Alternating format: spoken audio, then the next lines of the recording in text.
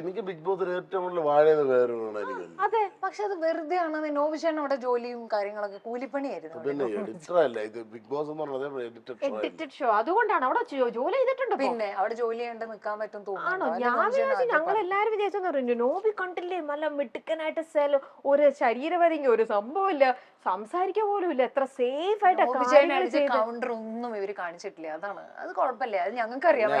പരിപാടിയല്ലേ അത്. എന്റെ